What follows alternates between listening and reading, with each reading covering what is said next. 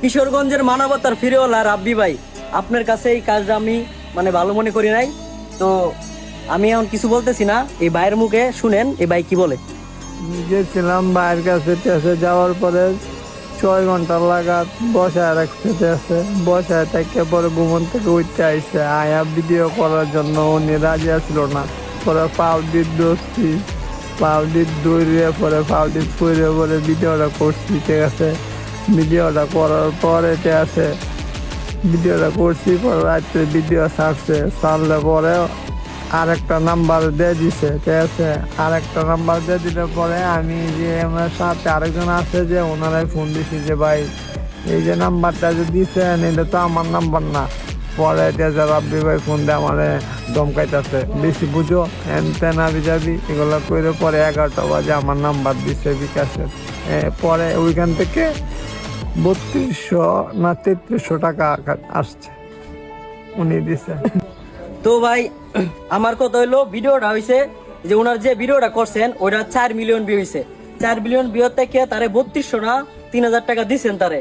তো আমার কথা হইলো আপনার বিকাশে আসছে, উনি কোনো টাকা দেন আপনারে?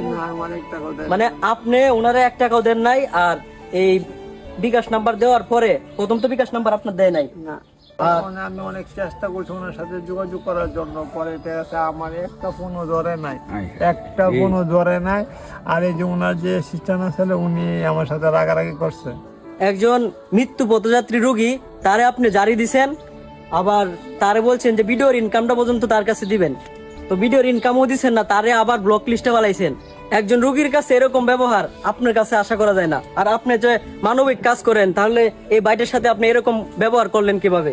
আর এই বাইটের অবস্থা তো আপনারা দেখতেই পারতেছেন। তো ওনাকে আমি কি বলবো? আর মূলত হয়েছে কি, ওনার এই যা যা হয়েছে না হয়েছে আপনাদের মাঝে এখন তুলে ধরবো। আর বড় বড় কন্টেন্ট ক্রিয়েটরকে বলবো আমরা যে আপনারা এই ভিডিওটা যদি সামনে পড়ে ভাইয়ের কাছে আসবেন। এটা হইলো কেন্দ্রটানা, ও এটা হইলো নান্দালতানা উল্লাটি গ্রাম। ভাইয়ের নামটা জানি কি? রানা। ভাইয়ের নাম হইছে মোহাম্মদ রানা। তো ভাই আপনার কি হয়েছে একটু বিস্তারিত বলেন।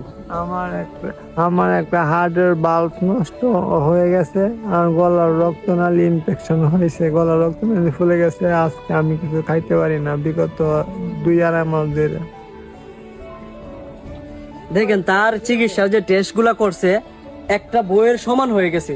দেখেন এখানে কতগুলা চিকিৎসার এখন দেখেন একজন গরিব ফ্যামিলি থেকে এত কিছু যে করছে, এখন করতে করতে তারা হাল ছেড়ে দিছে। এই যে তার মা কানতে কানতে